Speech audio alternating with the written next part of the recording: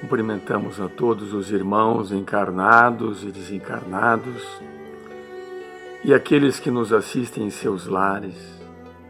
Que Deus e Jesus estejam conosco nesta hora, nos trazendo a sua paz e harmonia neste momento.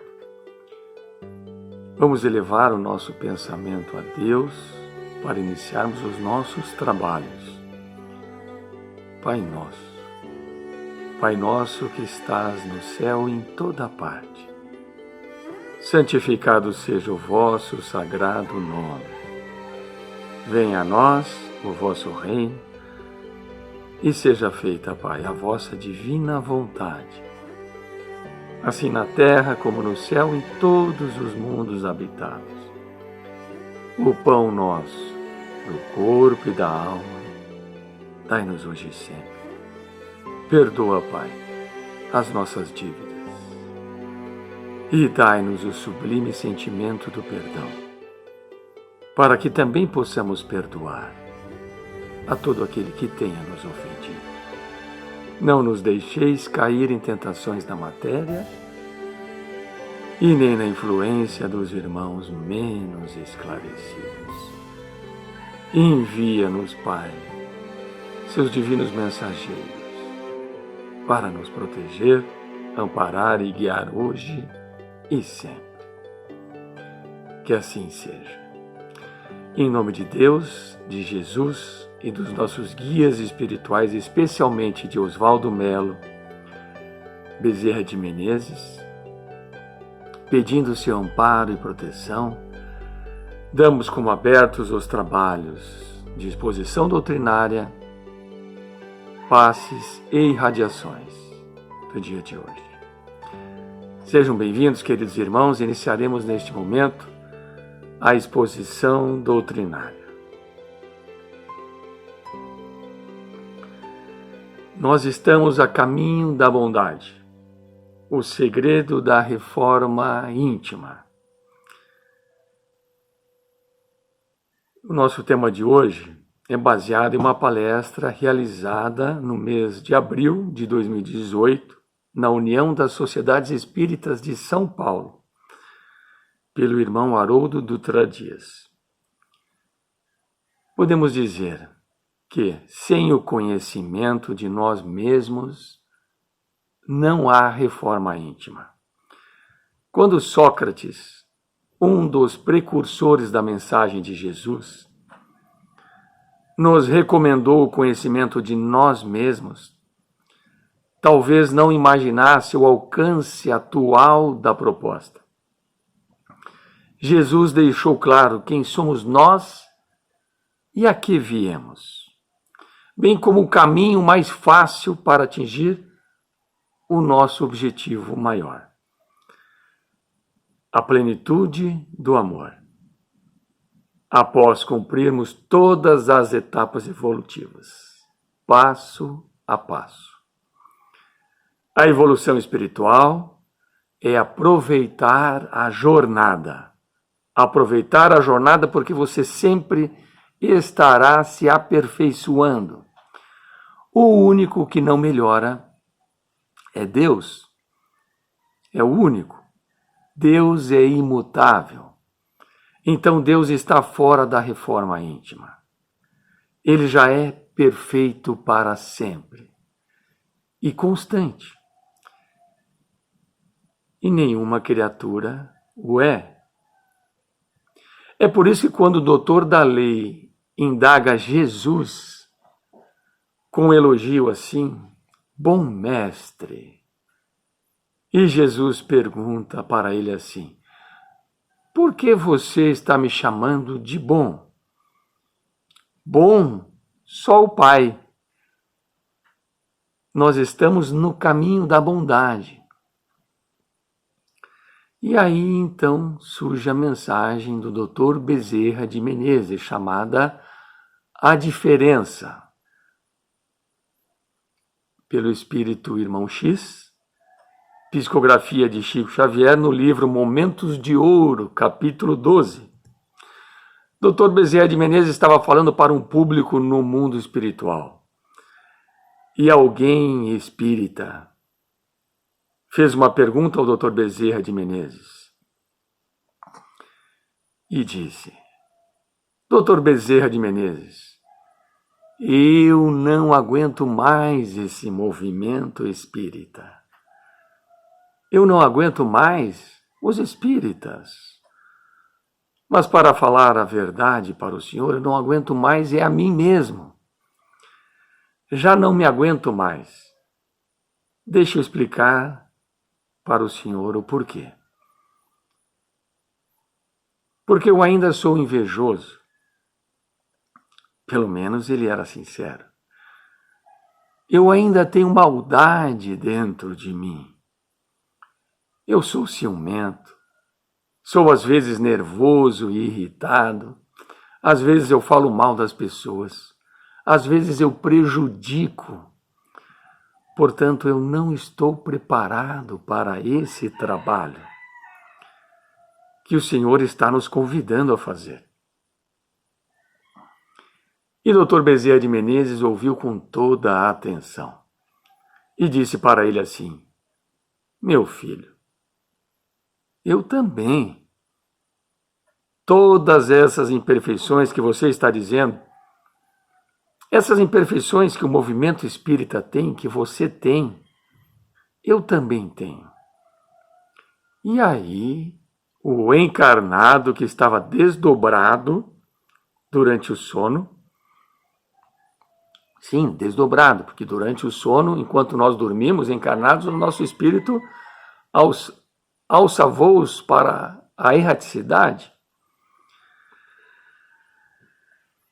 Então arregalou os olhos, ficou impressionado com aquilo.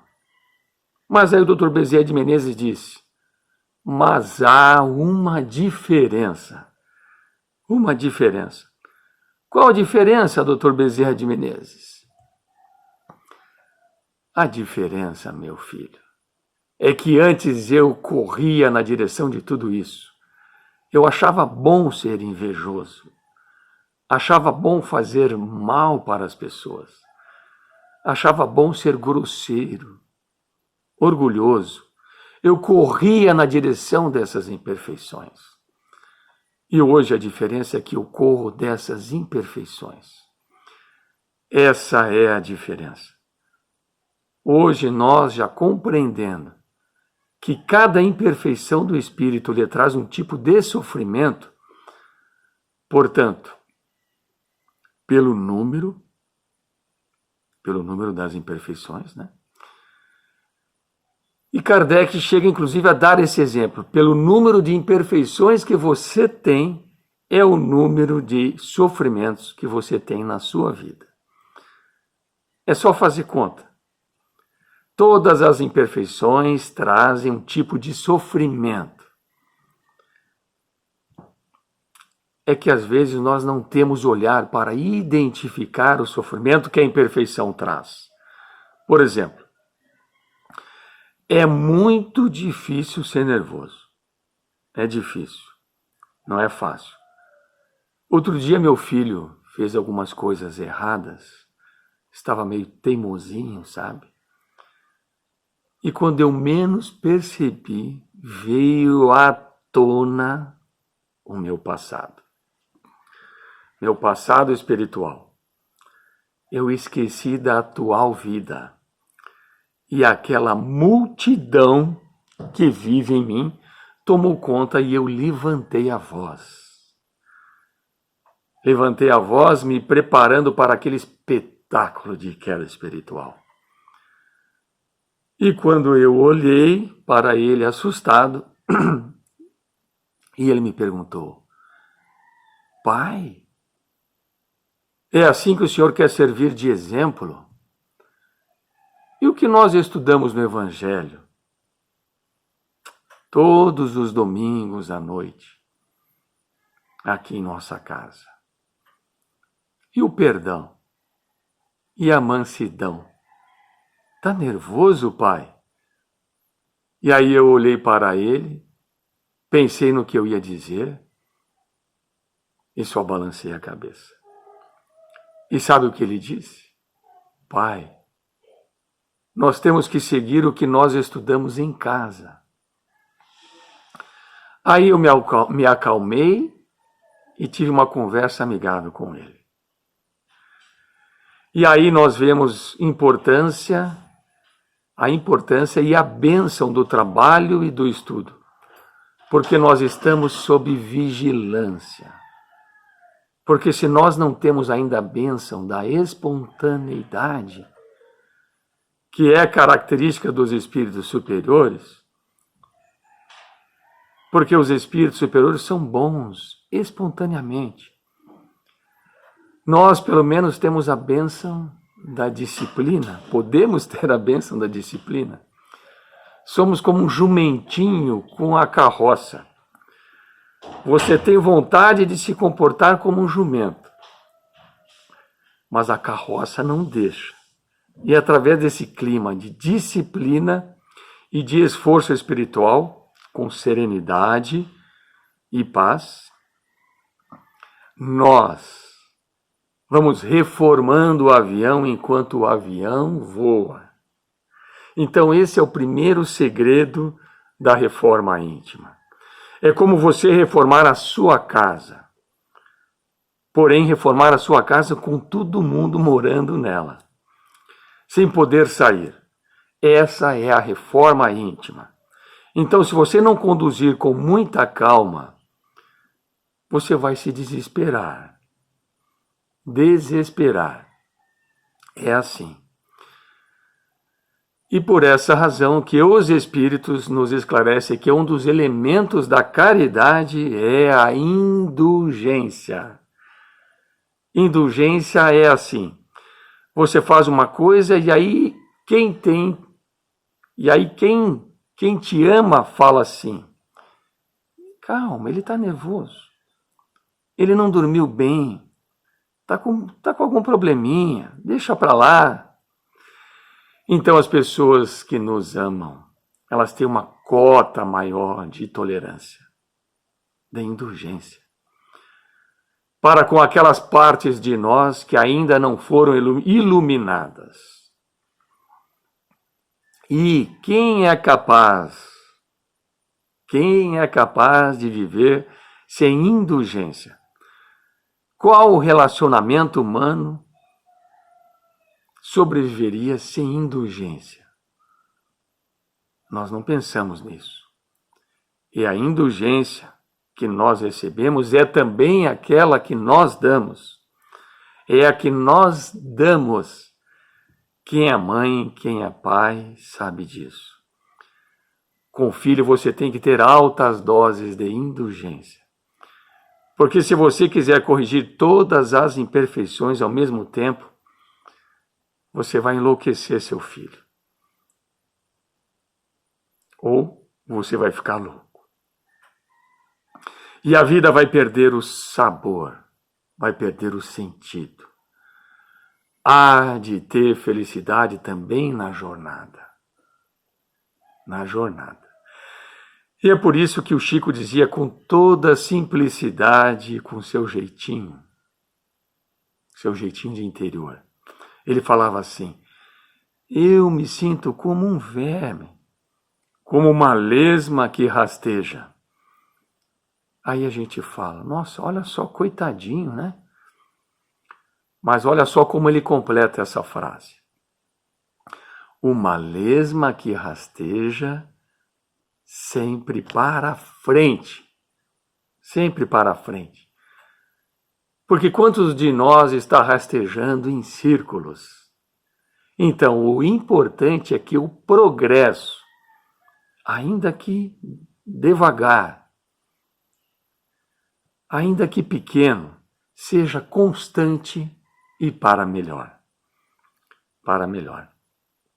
É assim, então, que quando nós nos voltamos para a história da vida dos cooperadores do Cristo, a história real, nós vamos entender Jesus ter escolhido Simão Pedro para ser o líder do colégio apostólico. Simão Pedro. Primeiro, um ancião em uma sociedade patriarcal. Então Simão Pedro era machista. Nós precisamos entender isso. Por exemplo, ele não aceitou Maria Madalena depois que ela se converteu, trabalhar com ele na casa do caminho. Maria de Magdala se converteu, passou a cooperar. Foi ela a primeira a receber de Jesus a mensagem de imortalidade da alma. Mas ela procurou trabalho e ele falou: "Ah, Maria, não tem jeito. Não dá. Aqui nós não podemos te aceitar." Não teve jeito. Ela teve que buscar trabalho em outro local. Simão Pedro era nervoso, bravo. Quantas vezes ele se precipitou? Quantas vezes? A ponto de Jesus chamar a atenção dele? Muitas vezes. Quantas vezes? Nós falamos do caso especial de Simão Pedro porque ele acordava, ia tomar café e Jesus estava com ele, tomando café com ele. E pescador, olha que pescador toma café cedo. Nós sabemos disso. Ele ia no barco pescar, Jesus estava na beira do lago. Ele ia almoçar, Jesus estava almoçando com ele. Jesus dormia na casa dele. Isso durante 3 anos. E no entanto, ele teve dúvidas no momento em que Jesus caminhava sobre o lago. Teve dúvida. Titubeou. E no momento mais importante, ele, todo corajoso, porque era também impulsivo e impetuoso, ele disse: "Meu mestre, eu jamais vou te trair. Jamais." E aí Jesus olhou, olho no olho: Simão, o dia não vai nem amanhecer e você vai me negar, não é nem uma vez, são 3 vezes. E quando ele pronunciou a terceira negação, aí que ele entrou no verdadeiro processo da reforma íntima, que é quando você se enxerga do tamanho que você é. Do tamanho que você é. Porque os nossos olhos têm uma característica, no olho do encarnado, tem uma característica curiosa. A gente sempre aumenta a gente e diminui o outro. Engraçado isso. Experimenta para você ver. Você olha para você mesmo no espelho e você sempre se vê maior que verdadeiramente é. E o outro sempre menor. Então, naquele momento, Simão Pedro pôde se enxergar do tamanho que ele é. E aqui é o primeiro passo. Porque você não vai ser capaz de melhorar algo que você não vê que precisa ser melhorado. Esse é o primeiro segredo. Ver, enxergar, assumir, aceitar. Eu sou desse tamanho. As minhas dificuldades são essas. Essas são as minhas lutas. Essas são as minhas lições. Esse é o primeiro passo. Sem isso você não melhora aquilo que acha que já é bom. Que era o caso de Simão. Mas o mais importante é que a escolha de Jesus nunca se baseou no fato de Simão ter ou não ter imperfeições. Jesus sabia que ele tinha imperfeições e mesmo assim o elegeu para ser o líder dos apóstolos. E o elegeu antes de Simão ter negado, sabendo que ele ia negar. Aqui então vem o segundo ponto que nós precisamos entender. Nós precisamos entender isso aqui. Vamos pedir para as mães aqui pensar em algo. Lembrando até que ontem foi Dia das Mães. Quando o seu filho ou a sua filhinha não sabiam andar ainda, vocês amavam menos do que hoje? Qual mãe passa a amar mais o filho porque ele ficou melhor? Não. A mãe ama e ponto final. Mãe ama. Ponto final. Vejam os presídios. Todos os presos, na sua maioria, têm mãe. São sentenciados, presos. E logo em seguida chega a mãe. E podemos então testemunhar o que realmente é o amor. Ah, o amor. Porque o amor verdadeiro, ele não espera que o ser amado seja perfeito ou que ele melhore para amar. Isso não é amor. Isso é concurso. Aí você faz a prova, vai ter um desempenho. E o amor não aguarda desempenho. O que isso quer dizer? Isso quer dizer que você já é amado. E ponto final. Você sempre foi amado, sempre. E não há nenhuma tolice, não há nenhuma estupidez, não há nenhuma maldade, nenhuma crueldade que você vai ser capaz de fazer, que vai diminuir 1 centímetro no amor que Deus tem por você. E é por isso que o Espiritismo é um consolador prometido para a humanidade, para todas as crenças, para todas as religiões, para todos os povos, para todas as culturas, para todos os gêneros, para todas as opções sexuais, para todos. E, por fim, reforma íntima sem essa certeza é desespero, não é melhoria. Porque eu me transformo, eu encontro forças para me tornar melhor. Sabe por quê? Porque eu sei que vale a pena. Eu sei que eu vou viver. Eu sei que o amor vai durar. Eu sei que eu vou poder corrigir. Eu sei que eu vou poder reparar quem eu prejudiquei algum dia. Eu sei que eu vou poder ser puro e que eu vou poder brilhar.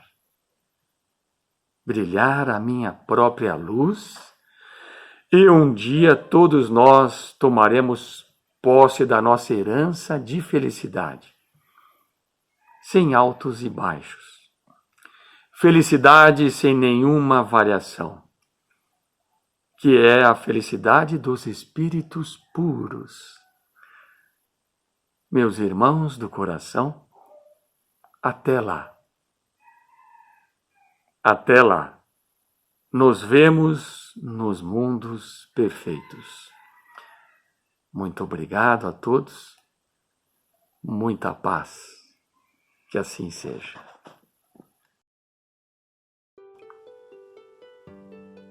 Meus irmãos, vamos nos preparar para as bênçãos do passe. Para recebermos estas transmissões de energias positivas, devemos nos colocar física e mentalmente à disposição dessas bênçãos.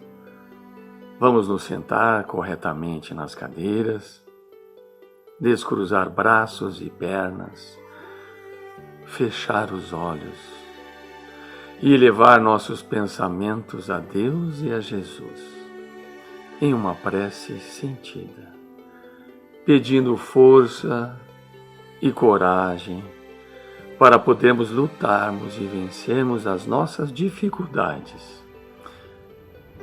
E nesse momento, que os trabalhadores das falanges de Oswaldo Melo e Bezerra de Menezes possam visitar a cada um de nós, em nossos lares, onde estivermos, e derramando bênçãos de paz, de saúde, de amor e de perdão. E que possam nos nutrir de força e de esperança para que possamos passar por todos os momentos difíceis em que estamos passando. E com a certeza de um dia por vir melhor. Em um sentimento de gratidão, irmãos. Sintam neste momento todos os eflúvios da espiritualidade amiga, sendo derramados sobre cada um de nós. E também sobre todo o planeta Terra que se encontra sob a governadoria de Jesus e a caminho de um mundo de regeneração. Muita paz.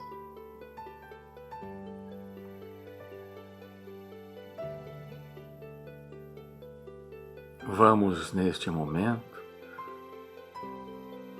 realizar a prece para nossos irmãos, elevando nossos melhores pensamentos e sentimentos juntos com Jesus, pedindo por todos os nossos irmãos que neste instante se encontram necessitados de amparo. São tantos os que sofrem, Senhor, e por eles queremos pedir que nossos irmãos maiores possam, neste instante, visitar a cada um deles, levando tudo aquilo de que necessitam para se fortalecerem e se sentirem amparados. Às crianças e órfãos, que eles levem o carinho, o afago amigo e a alegria infantil. Aos que se encontram nas prisões materiais e nos cárceres do espírito, a força necessária para fazer as modificações que os libertem e os modifiquem para o bem. Aos que se encontram nos hospitais sofrendo muitas vezes dores atrozes, a calma e o conforto da cura se assim merecerem, e a fé para suportarem o seu sofrimento, sentindo a tua presença amiga a seu lado.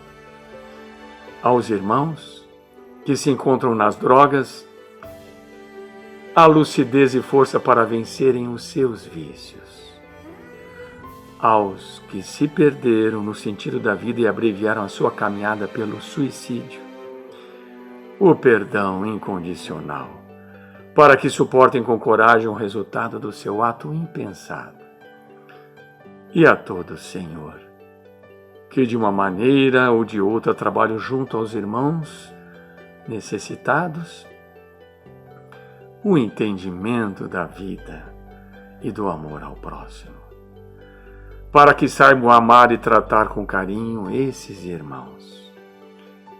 Que todos nós, nessa hora, sejamos abençoados pelo teu amor, Pai, derramando sobre nós e nos nossos lares a tua paz e a tua misericórdia, para que todos sejam amparados pela tua luz. Agradecendo por todas as bênçãos de amor que recebemos, pedimos a Deus, a Jesus e a nossa corrente espiritual, em especial a Oswaldo Melo e Bezerra de Menezes, a permissão para encerrarmos os trabalhos. Que assim seja.